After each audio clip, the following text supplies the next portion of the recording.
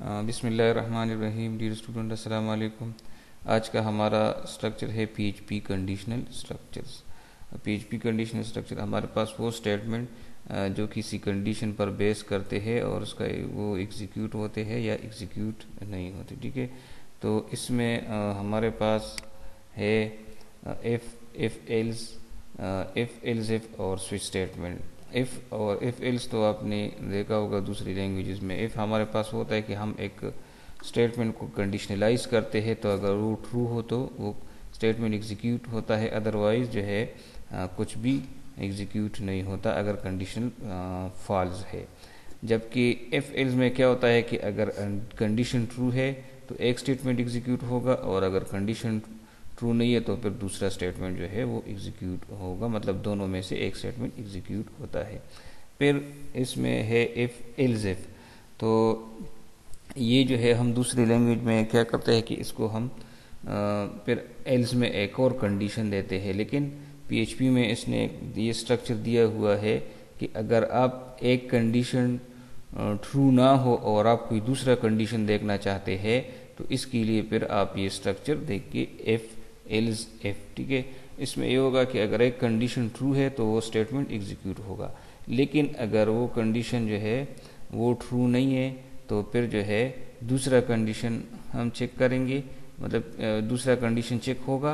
अगर वो ट्रू है तो फिर जो है वो स्टेटमेंट एग्जीक्यूट होगा, अगर वो भी ट्रू नहीं है तो फिर जो है क्या होगा कि फिर जो है एल्स पर आ जाएगा। सपोज़ आप ये सोच रहे हैं कि सपोज़ मैं एडमिशन लेना चाहता हूँ बीसीएस में, लेकिन अगर बीसीएस में मुझे मेरिट में मैं नहीं आ गया तो मैं फिर बीआईटी में जो है एडमिशन लूँगा।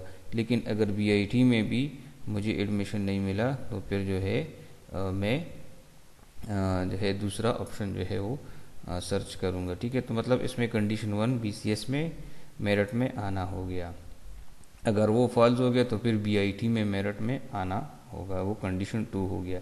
अगर वो भी नहीं है तो एल्स मतलब आप कोई दूसरा कंडीशन जो है, कोई दूसरा स्टेटमेंट जो है वो आप देखेंगे। ठीक है, इसको हम इसका जो स्ट्रक्चर है, इसका जो सिंटैक्स है इन चारों का। अच्छा, और स्विच स्टेटमेंट है तो स्विच स्टेटमेंट अलग चीज़ है। स्विच स्टेटमेंट में इस तरह होता है कि आपको मुख्तलिफ ऑप्शंस दिए गए हैं, कुछ केसेस दिए गए हैं कि सपोज़ अगर ये कंडीशन, अगर ये वेरिएबल या ये एक्सप्रेशन जो है इसकी इक्वल हो तो ये वाला स्टेटमेंट एग्जीक्यूट हो जाए। अगर ये स्टेटमेंट, अगर ये वेरिएबल या एक्सप्रेशन जो है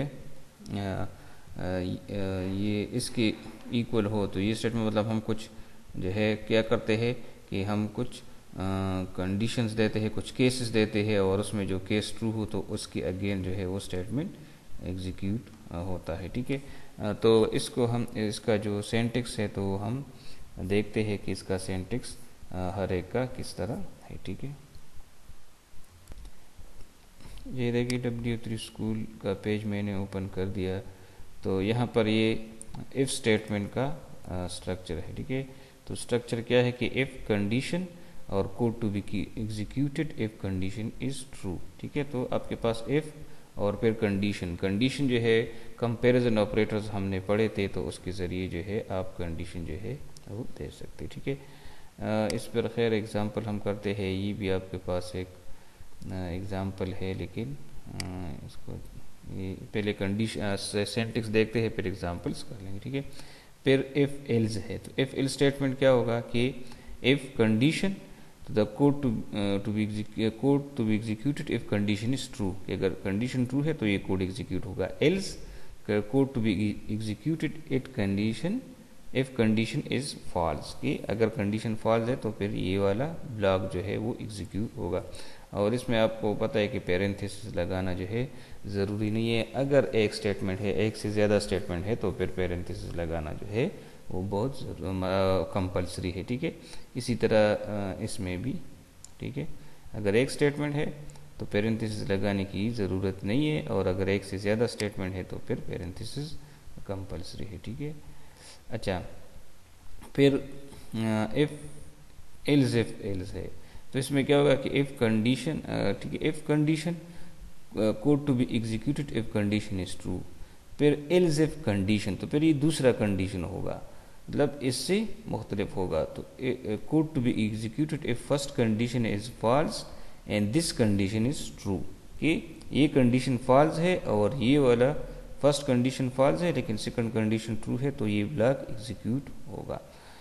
else code to be executed if all condition are false, कि दोनों कंडीशन आपके फॉल्स है, तो फिर जो है वो ये तीसरा वाला ब्लॉक जो है वो एग्जीक्यूट होगा। ठीक है, तो यहाँ पर जो है चलिए ये W3 स्कूल वाले एग्जांपल्स ही हम रन करते हैं। यहाँ पर इसको मैं कॉपी करता हूँ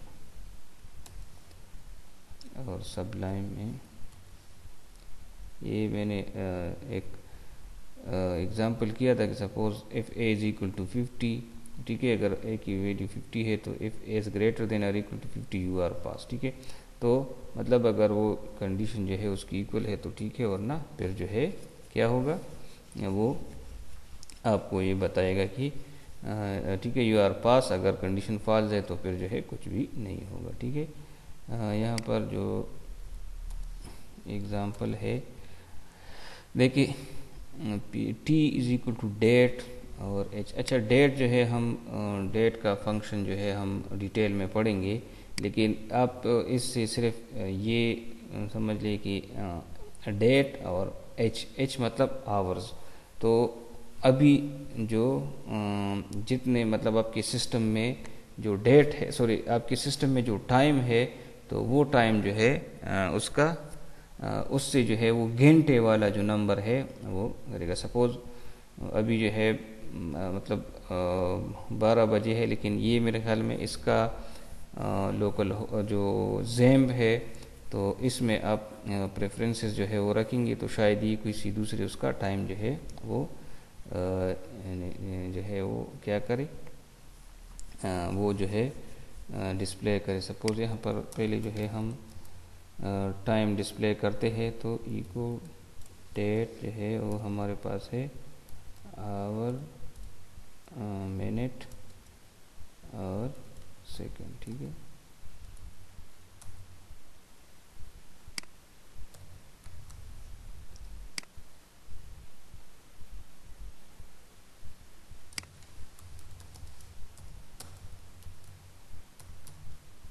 तो ये आपको जो है वो टाइम डिस्प्ले करके दे देगा।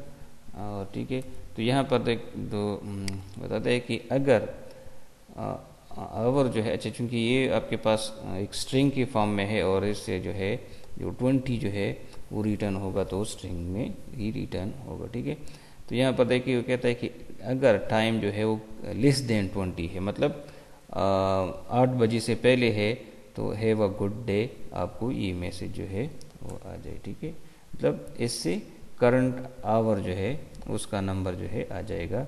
सपोज जितने बजे है, मतलब सपोज 11 बजे है तो 11 रिटर्न होगा, 12 बजे है तो 12 रिटर्न होगा, 1 PM है तो 13 रिटर्न होगा, मतलब 24 आवर्स का जो है वो रिटर्न होगा। ठीक है, यहाँ पर इसका आउटपुट हम देखते हैं।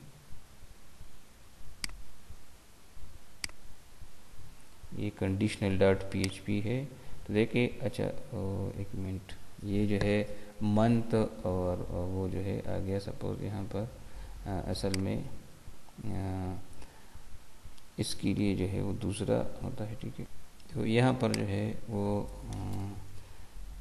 मिनट्स के लिए आई है, जो M है वो मंथ के लिए है। ठीक है, और स्मॉल s जो है ये जो है उसके लिए है। ठीक है, सेकंड्स के लिए है। जो कैपिटल S है वो हम जब कहते हैं ना कि फर्स्ट सेकंड थर्ड, तो जो TH और RD और ST जो है उसके लिए होता है। ठीक है, और इसको हम फिर डिटेल में पढ़ेंगे, लेकिन आप जस्ट यूज करें।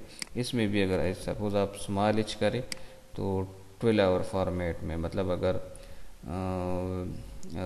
दोपहर के 2 बजे है तो 2 डिस्प्ले होगा, लेकिन अगर कैपिटल H आपने लिख दा तो फिर जो है दोपहर के 2 बजे जो है वो 14 जो है वो डिस्प्ले होगा। ठीक है, यहाँ पर जो है अब इसको हम रन करते हैं। इसको मैं देखिए अब 9, 12, 14, अच्छा यहाँ मेरे पास टाइम जो है वो 12 PM है। ठीक है, लेकिन यहाँ पर जो है 9 12 जो है वो आ रहा है। और इसका मतलब ये कि ये जो है ये किसी दूसरे टाइम जोन का टाइम जो है वो आता है, ठीक है। आपने इसकी जो है वो सेटिंग करनी होती है, वो सेटिंग जो है फिर मैं आपको बता दूंगा, लेकिन जस्ट आप सिर्फ इसमें एफ वाला जो स्टेटमेंट है सिर्फ वो समझने की कोशिश करें। यहाँ पर आपको क्या शो हो रहा है कि हैव अ गुड डे, ठीक है, कि आप जो है मतलब एक, ठीक है। यहाँ पर सपोज़ अगर सपोज़ इसको हम करें कि ये जो है, चलिए हमने इसको 5 कर दिया, ठीक है, ये 5 बजे से पहले है तो फिर हैव अ गुड डे, ठीक है। यहाँ पर अब हमें कुछ भी डिस्प्ले नहीं हो रहा, ठीक है। अगर इसको हम एल्स पे ले जाए और वहाँ पर एल्स में हम करें कि इको और यहाँ पर हमने गुड मॉर्निंग जो है वो कर दे, ठीक है। तो यहाँ पर जो है अब अगर हम करें तो देखिए अब गुड मॉर्निंग जो है वो आ गया, क्योंकि वो कंडीशन जो है वो फॉल्स है, ठीक है। यहाँ पर जो दूसरा जो है हमारे पास एफ एल्स का, तो एफ एल्स को हम इस तरह करते हैं कि हम कहते हैं कि हमारे पास एक है grade, grade is equal to, और सपोज मैंने इसको कर दिया ए, ठीक है। और यहाँ पर जो है ये, चलिए हम इस तरह करते हैं कि ग्रेड को हम वो लेते हैं, ठीक है, वेरिएबल, एक वेरिएबल डिक्लेयर करते हैं ग्रेड, इसको हमने क्या कर दिया वेरिएबल। आप इस तरह भी डिक्लेयर कर सकते हैं ये जावास्क्रिप्ट की तरह की, ठीक है।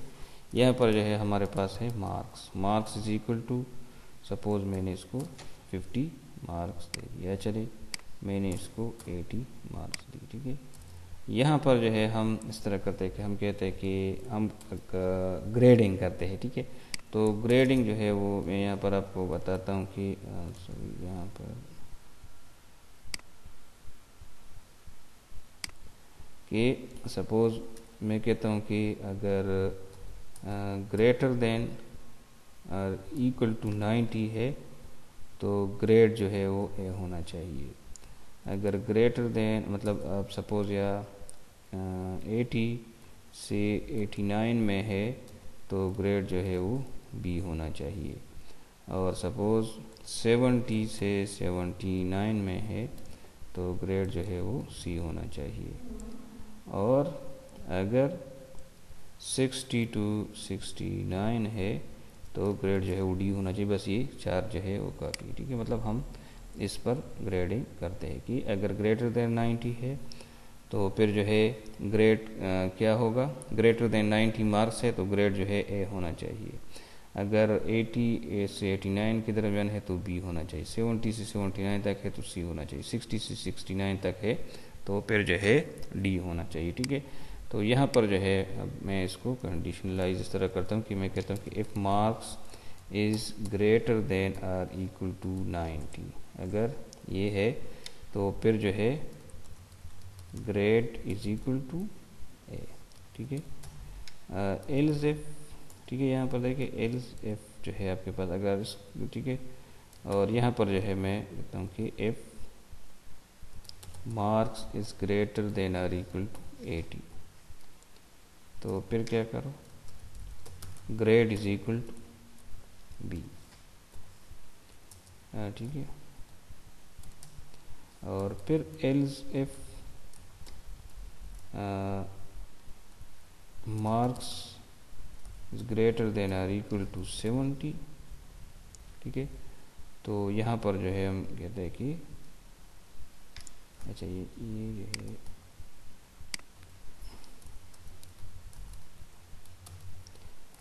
ग्रेड इज इक्वल टू सी। और एल्स इफ अगर इस तरह भी नहीं है तो फिर जो है चेक करो कि grade sorry marks greater than or equal to 60, ठीक है। तो फिर जो है grade is equal to D, ठीक है। और अगर इस तरह भी नहीं है तो फिर हम कहते हैं कि grade is equal to F, बस डायरेक्ट एफ कर लेते हैं, ठीक है, कि आप जो है वो फेल है, ठीक है।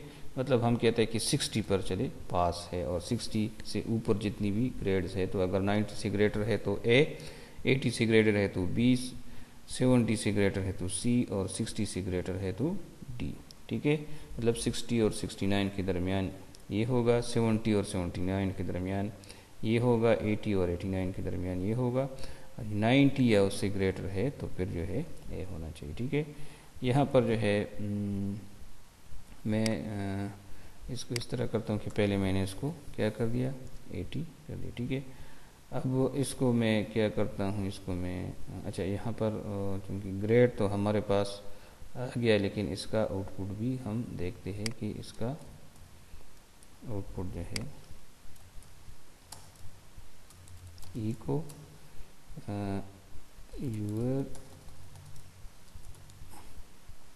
योर ग्रेड इज और ग्रेड, ठीक है, ये आपके पास आ गया। अब हम अच्छा पार्शियल वेरिएबल, अच्छा ये जो है इसमें हम इस तरह करते हैं कि वेरिएबल को पहले हम जो ग्रेड है तो उसको हम नल करते हैं, ठीक है। उस तरह से डिक्लेयर नहीं हुआ तो देखिए, अच्छा देखिए योर ग्रेड इज, अच्छा हाँ ये जो है आपके पास योर ग्रेड इज बी, और ये जो सारा आ रहा है तो वो हमने जो अपने उसके लिए हैंड्स के लिए मैंने आपको लिखा था, तो ये असल में ये आ रहा है, ठीक है। तो यहाँ पर अगर इसको हम देखें तो योर ग्रेड इज बी, ठीक है। तो मतलब चूंकि 80 था, सपोज अगर हम इसको 90 कर दें, ठीक है, या सपोज 95 करें तो आपके पास जो है ग्रेड आ जाएगा ए, ठीक है। और सपोज अगर हम इसको 75 करें या 55 करें तो आपके पास जो है क्या आ जाएगा, एफ आ जाएगा, फेल आ जाएगा, ठीक है। तो इस तरह जो है ये एल्जेफ पे इस तरह आपके पास जो है वो कंडीशन जो है वो आते, ठीक है। तो मतलब कंडीशन जो भी जिस रेंज में भी हो तो इस तरह आपके पास वो आता है, ठीक है। तो इसमें ये होगा कि पहले 90 प्लस चेक करेंगे, अगर वो नहीं है तो फिर जो है 80 प्लस चेक करेंगे, 80 to 90, मतलब ये फॉल्स हो गया तो यहाँ पर आ जाएगा। अगर 90 प्लस नहीं है तो 80 प्लस चेक करेगा, अगर 80 प्लस भी नहीं है तो 70 प्लस चेक करेगा, 70 प्लस भी नहीं है तो 60 प्लस चेक करेगा। इसको अगर आप अलग अलग लिखते हैं, सपोज आपने 95 जैसे हम नहीं दिया, तो अगर अलग अलग लिखते हैं तो फिर उसके लिए ये कंडीशन भी ट्रू है, ये भी ट्रू है, ये भी ट्रू है, ये भी ट्रू है। लेकिन यहाँ पर हम कहते हैं कि अगर ये कंडीशन फॉल्स है तो फिर अगर 90 नहीं है तो फिर 80 में चेक करो, अगर 80 में भी नहीं है तो फिर 70 में चेक करो, अगर 70 में भी नहीं है तो फिर 60 में चेक करो, ठीक है। तो ये आपके पास इस तरह आता है, ठीक है। तो ये आपके पास था इफ एल्स इफ, ठीक है, जो थर्ड हमारे पास आ रहा है। अब फोर्थ जो है हमारे पास स्विच स्टेटमेंट आ रहा है, तो स्विच स्टेटमेंट में इसकी अंदर ही लिखता हूँ, ठीक है। इसी एग्जांपल के अंदर मैं स्विच स्टेटमेंट भी लिखता हूँ, ठीक है। यहाँ पर देखिए हम अब उस पर डिसीजन लेते हैं कि सपोज अगर आपका ग्रेड जो है वो ए है तो आपको मैसेज शो हो जाए एक्सेलेंट, बी है तो वेरी गुड, सी है तो गुड, डी है तो फेयर, ये चारों स्टेटमेंट आपको आ जाए, ठीक है। तो यहाँ पर जो है स्विच स्टेटमेंट का स्ट्रक्चर जो है मैं यहाँ पर W3 स्कूल से आपको समझाता हूँ कि W3 स्कूल से स्विच स्टेटमेंट का जो स्ट्रक्चर है ये दूसरे उसमें है, इसमें स्ट्रक्चर इस तरह है कि आपको एक वेरिएबल जो है वो आप ये देखिए यहाँ पर ये है, अच्छा स्विच और एन, तो एन आपके पास कोई वेरिएबल होगा या कोई एक्सप्रेशन होगा, मतलब आप जो है ज़रूरी नहीं, सपोज अगर मेरे पास मार्क्स जो है वो 2 उसमें हो, 2 वैल्यू, मतलब मिड के मार्क्स अलग है और फाइनल के मार्क्स अलग है, तो फिर मैं एक्सप्रेशन में दूंगा मिड प्लस फाइनल, ठीक है। लेकिन हम इसको सिंपल करते हैं और हम इसको एक वेरिएबल असाइन करते हैं, ठीक है। तो फिर क्या है, केस लेबल 1, तो code to be executed if n is equal to label 1, कि अगर ये n जो है वो लेबल 1 की इक्वल है तो फिर जो है ये कोड एग्जीक्यूट होगा और फिर हम इसको ब्रेक करेंगे। ब्रेक क्यों करेंगे इसका भी मैं आपको बताता हूँ, ठीक है। फिर case label 2, code to be executed if n is equal to label 2, फिर ब्रेक, फिर case 3, code to be executed if n is equal to label 3 और ब्रेक। और फिर ये डैश डैश का मतलब ये है कि इसमें जितने केसेस आप देना चाहते हैं तो दे सकते हैं, और लास्ट में आपके पास होगा default code to be executed if n is different from all labels, कि अगर जो ऊपर दिए गए केसेस में कोई भी नहीं है तो फिर जो है आप क्या करेंगे, आप इसको एक डिफ़ॉल्ट केस देंगे कि इसमें से कोई भी नहीं है। तो मतलब सपोज जिस तरह हम कहते हैं कि अगर ए बी सी डी में नहीं है तो हम कहते हैं कि जो आपने जो ग्रेड दिया है वो गलत है, ठीक है। तो यहाँ पर जो है चलिए मैं इस कोड को कॉपी करता हूँ, इस सिंटैक्स को कॉपी करता हूँ और यहाँ पर कोड में मैंने इसको दे दिया यहाँ पर। और यहाँ पर देखिए अब ये मेरे पास n है, लेकिन वहाँ पर मैं इसको ग्रेड देता हूँ कि जो ग्रेड है अगर वो इक्वल है a के तो फिर जो है ये कोड एग्जीक्यूट करो, इको एक्सेलेंट, ठीक है।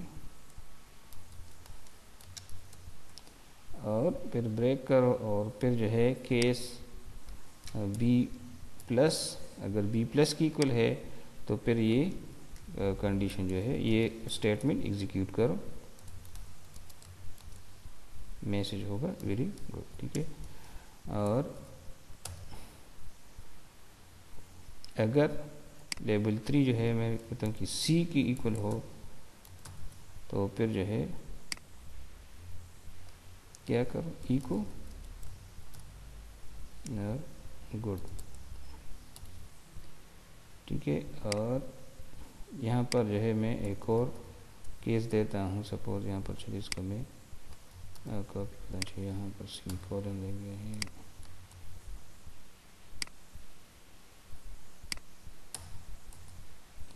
और यहाँ पर मैंने डी दे दिया और मैंने कहा कि पुअर या पेयर जो है जो भी है, ठीक है। और डिफ़ॉल्ट क्या होगा, डिफ़ॉल्ट होगा कि सपोज हम कहते हैं कि इको यूआर, ठीक है कि आप, ठीक है। तो ये आपके पास जो है मुख्तलिफ कंडीशंस आ गए ए बी सी डी पर, अगर एक में भी नहीं है तो फिर जो है लाज़मी बात है कि वो फेल होगा, ठीक है। तो यहाँ पर इसको हम एग्जीक्यूट करते हैं, देखिए ग्रेड इफ था तो फेल हो गया, ठीक है। और सपोज अगर मार्क्स जो है वो हम 95 देते हैं तो फिर जो है ग्रेड ए होगा और ए पे जो है वो होगा एक्सेलेंट, ठीक है। मतलब योर ग्रेड इज़ ए और एक्सेलेंट का मैसेज जो है वो आ जाएगा, ठीक है। ये आप इस पे जो है आप इस तरह भी कर सकते हैं, जैसे ए ग्रेड पे अपने पॉइंट्स होते हैं, बी पर अपने पॉइंट्स होते हैं, तो हर ग्रेड पर अपने अपने पॉइंट जो है वो हो सकते हैं, तो इस तरह भी आप कर सकते हैं, ठीक है। स्विच स्टेटमेंट बिल्कुल बाकी लैंग्वेजेस की तरह है, C++ जावा की तरह है, इसमें ये एफ एल्स वाला जो है ये थोड़ा सा डिफरेंट था, तो ठीक है ये जो है हमने इसको कर दिया, ठीक है।